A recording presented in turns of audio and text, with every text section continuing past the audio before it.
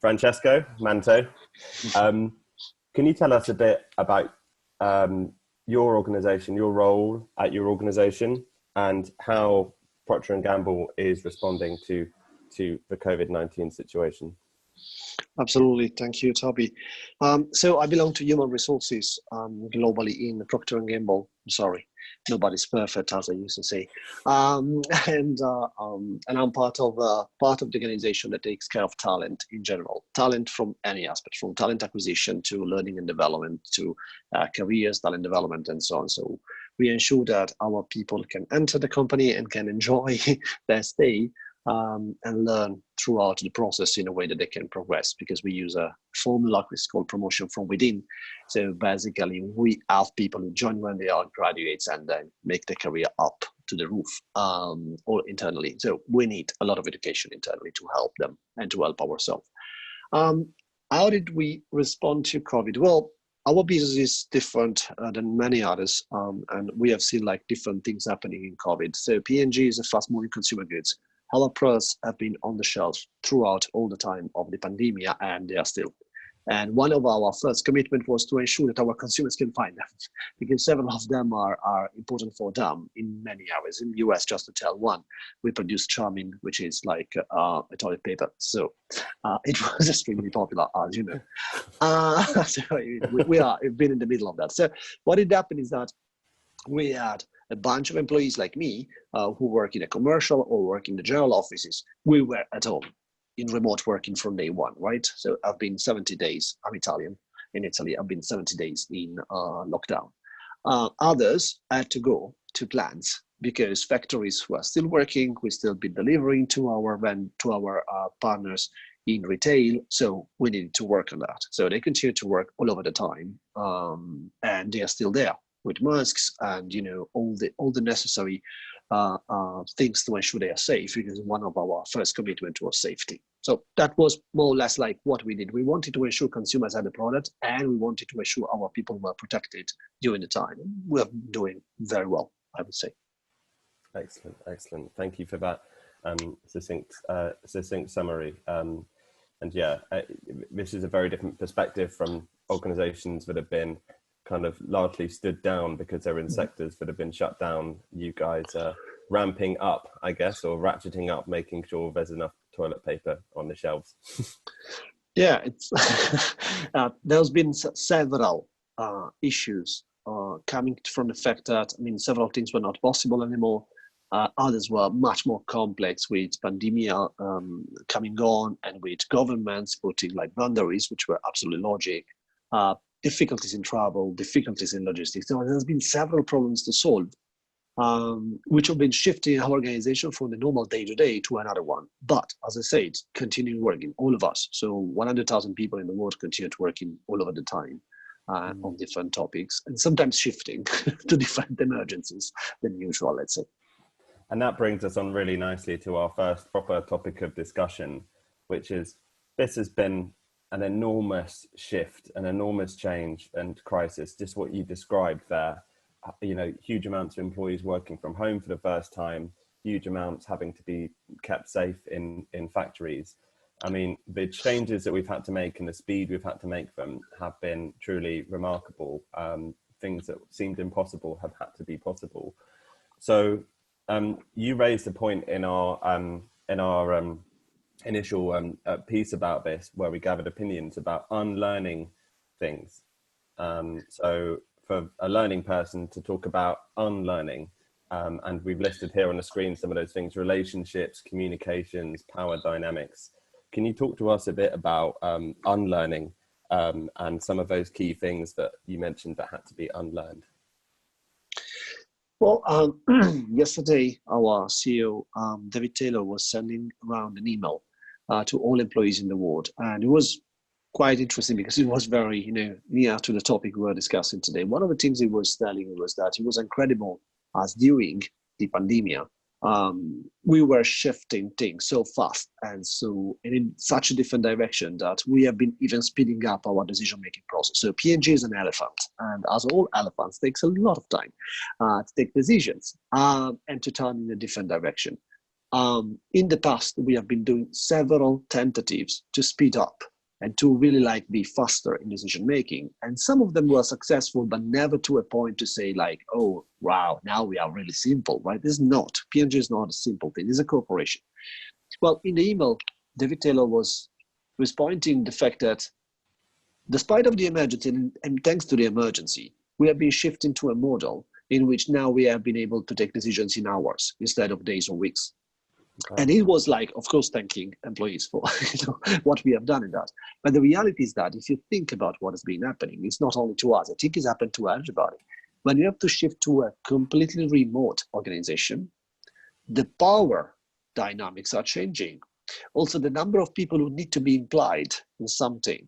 When the most of the conversation happened in an email, because these email chains going back and forth, and then at some point in time, somebody brings up an MS Teams or like a Skype communication and says, okay, we need to take a decision here. It's not like a meeting in a boardroom, right? It's very different. The dynamics are completely different there. It's much more difficult to play games. So it's much more probable that this was happening, that the power of games were going down or were completely different, and this was speeding up the process, as well as the feeling of emergency was creating a sense of having a unified need, having a scope, knowing that we need to do that, and feeling again as part of a structure of that is really having a common objective, versus other times which, as you know, corporations may be very funny on creating internal dynamics and competition that not necessarily are held, and it can happen. So what I say with unlearning is that because of the different communication tools, because of the different power dynamics, people had to unlearn the previous tactics, and they had to implement new ones. Of course, you could think about why you don't just shift one to another, because it's not so simple. The old dynamics come with benefits. Imagine that. Imagine that you are a very good corporate lion, that you are accustomed to play the desk dynamics, that you know how to use your presence, your communication, your style, your body to really influence others, and sometimes even to win conversations. If you suddenly get into a communication or a discussion that is happened online, and it happens on an MS Teams, with or without camera, it could be changing as well. You may discover that your ability in, branding the kettle not necessarily works anymore. It's like something that you have to really quickly understand that the old stuff doesn't work, and welcome to the new reality. You may be fast or not. If you're not fast, probably people will leave you aside right after the conversation. And this, there's so many fascinating things in what you're saying, and I'll try and boil it into one condensed nugget of what I think is the most fascinating thing you've said, is that the old power relationships we had were rooted in the physical spaces of our companies, and in themselves, those spaces engendered the kind of power dynamics and politics that slowed down decision making. And now we're in a brave new world, having removed those physical spaces, where the opportunity here is to make decisions faster, make them better, and make them with less politics. But also, we potentially have a lot of people who might need some help in this new situation. I was thinking about what has been happening in politics, for example, and it's good parallel to corporate world, right? Imagine a very tense conversation about this typical dilemma. We do A or we do B, and either of them seems to be wrong, or as some elements they seem to be right. In the old dynamics in an office, you probably will have some elements of the dynamics coming with sort of masculine leadership, a little bit more impositive. Now, try to think it in a new world in which maybe I don't even manage the camera in the proper way. So instead of being like this, I'm like that, right? So you can see only hair. And I start shouting at you about, how this could happen. It's impossible. And suddenly somebody reacts like, hey, Manto, you are on mute. We didn't hear what did you say. Can you please repeat? The dynamic doesn't work in the same way. And you said it well, some people need help. Some people really need help. We need to be inclusive. And this time the inclusion needs to work on the reverse way. Despite of the fact we may think is not true, we need to really be inclusive with those people who were not fast enough to understand, okay, what can I learn now? And I should unlearn from the old world about communication, for example, or leadership, or how to influence others, or how to listen more, and things like that. Yeah, we need to support. We can't let this change happen in an unstructured way. We could spend all day on this single topic, but I'm going to move on to the next big discussion point, which is for me a startlingly obvious reality that has come out from this crisis. But it's amazing, isn't it? Necessity is the mother of learning. Necessity is the mother of change and development. Okay, this is a big one. What on earth does that mean for people like us who are often planning and gestating long-term change processes, trying to bring about change behavior almost, from nothing through great communications? Now it's all about necessity. What does it mean for L&D that necessity is the mother of learning? We have an incredible chance. We have been preaching for years to the business that when you want somebody to learn something, you need context. You need them to be able to understand where they will apply the learning. And I'm sorry to say, maybe somebody will tell me, no, it's not true. In my reality, for large time, we have been ignored. So yeah, but at the end of the day, this is a fantastic course and I want people to do it, all of them. I don't care less about, the context. I think is important. Now, what had happened is that in this situation, even the people who are not typically like in the learning process, they understood the power of context. Let me make you an example. We launched MS Teams, so the part of the suite of Office 365, 2 days before the lockdown. I'm not joking. So, 2 days, lucky people, right? So we abandoned the previous instant communication tool and we launched MS Teams, 2 days. In the previous world, I could have been taking years, I'm not joking, years of programs and, helping people, making webinars, making classroom courses probably on how to teaching MS Teams, which seems like a joke, but it is. While in the COVID time, it was just about everybody trying to invent tutorials and job aids, and people got it in a matter of days. It was a matter of, I remember an old lesson on learning, which is about if your life depends on it, would you learn it? And if people answer yes, then it's learning. If people then it's not learning. It's a reward and motivation, right?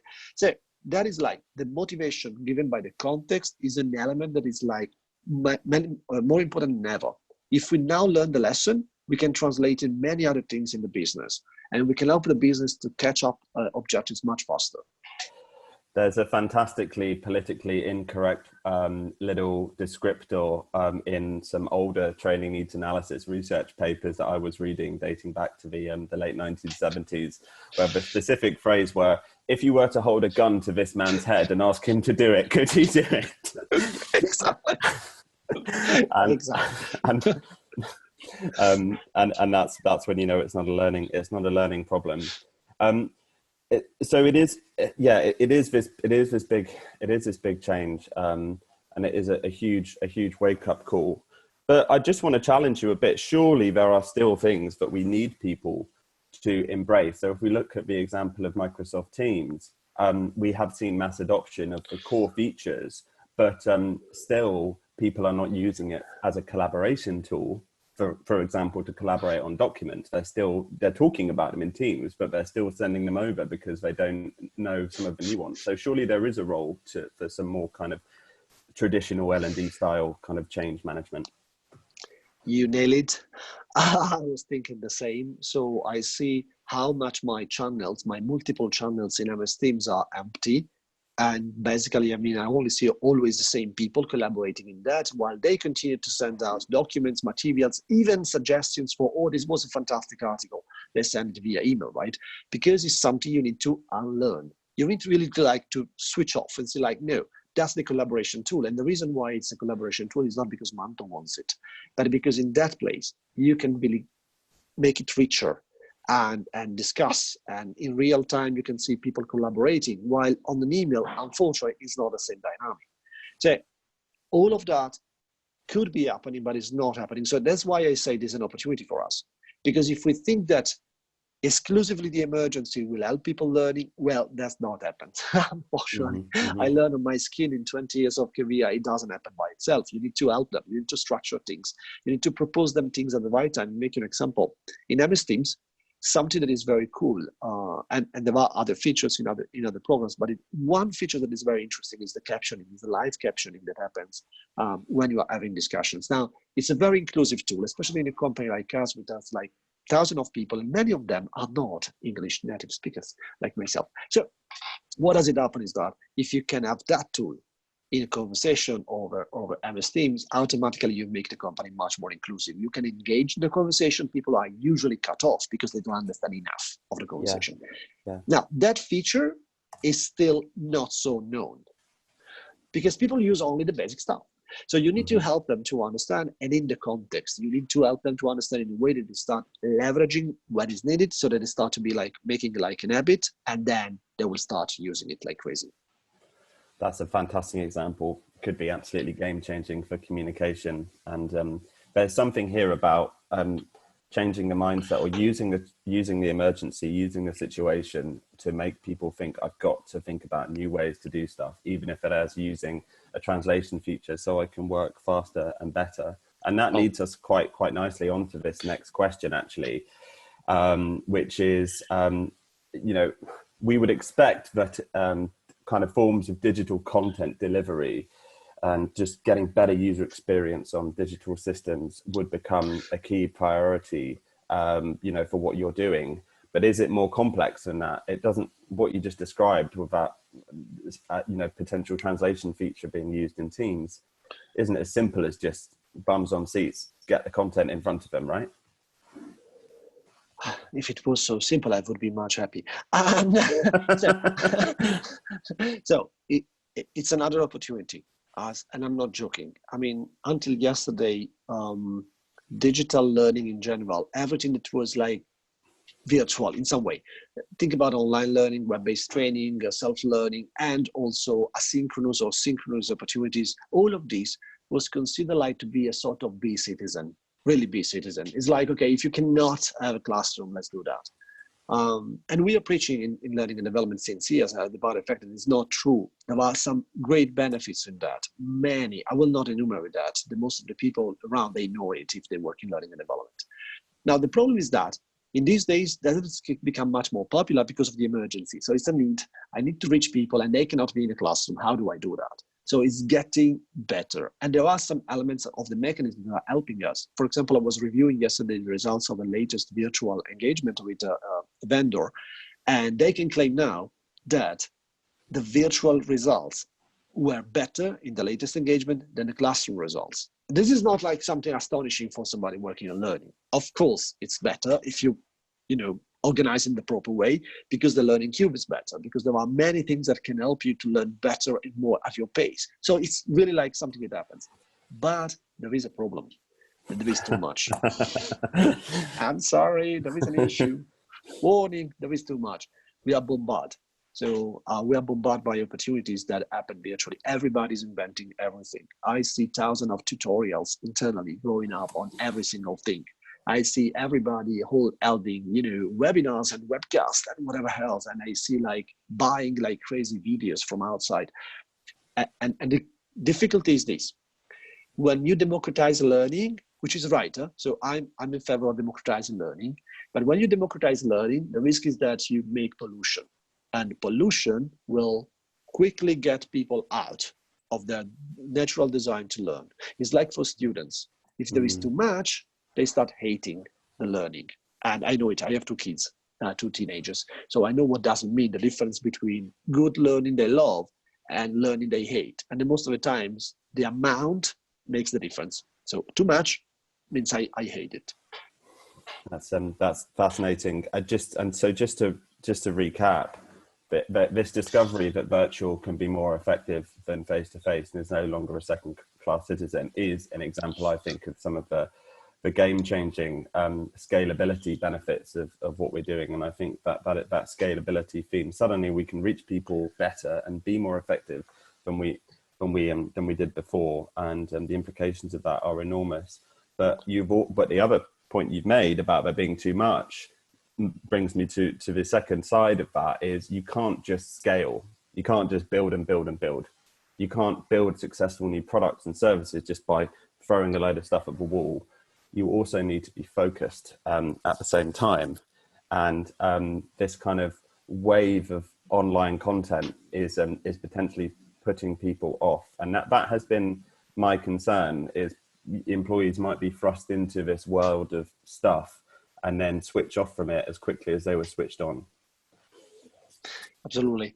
Is a matter of quality, is a matter of amount.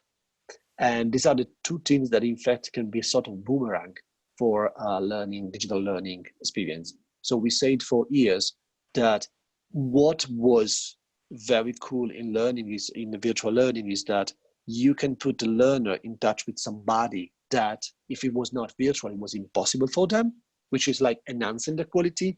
But if suddenly I put around this one single fantastic connection, added 100 connections, and the person cannot understand which is the good one and the bad one, then the one great connection will be lost, which is exactly what is happening, right? So it's the problem of our nowadays.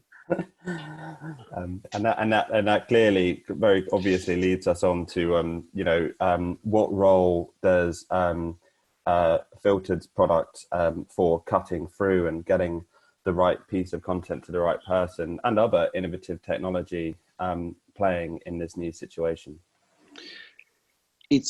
I think that your product is answering a question that we have since many years, but now it's getting to be very crucial for all of us.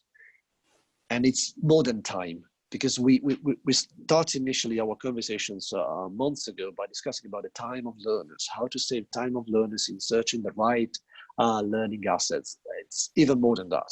It's really like providing something that is quality-wise curated, so something that makes sense for them because it's really high quality. But the second thing is that it's personalized. It's something that I need now, and I need, and probably I don't even know I need, which is the element you were talking about when you were telling so many times about structuring. Structuring doesn't mean creating learning paths that are like always the same and that adapt to Manto as to Toby just because we have the same job title, which maybe not what we need because we have different background. And I'm a lawyer. I'm sorry. This is the second thing I say bad about myself. I'm a child and I'm a lawyer.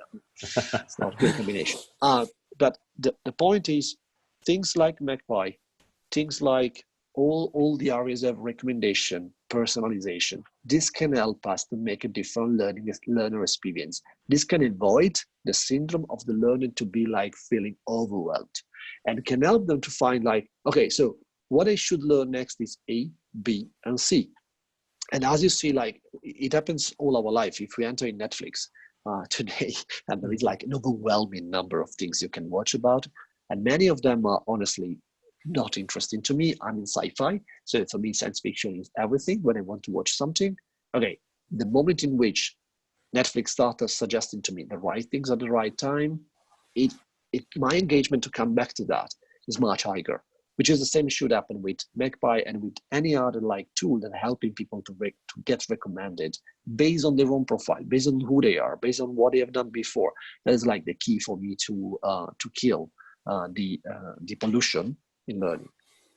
And then we'll make this a final discussion point, I guess, a final point to make. But what's so fascinating about what you just said is that this use of a technology like Magpie is pretty much the precise opposite of the way that the LXP marketplace would describe itself, which is that famous screen with the nice looking dashboard and the big search bar. What do you want to learn today?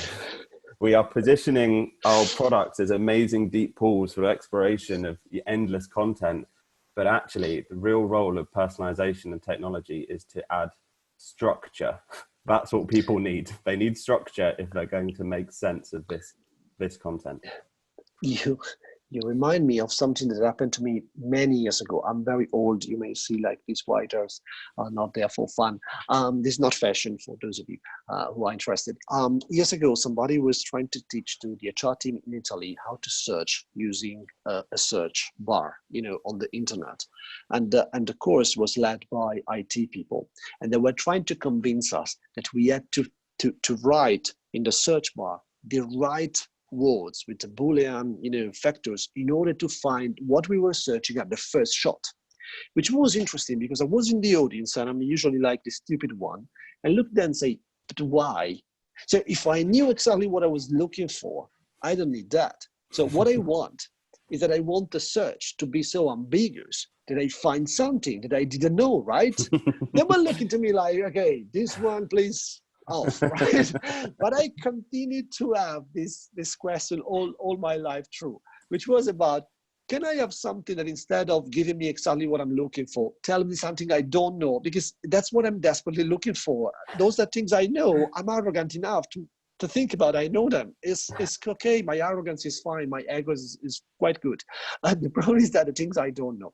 And I think that we are talking about growth mindset, all the time.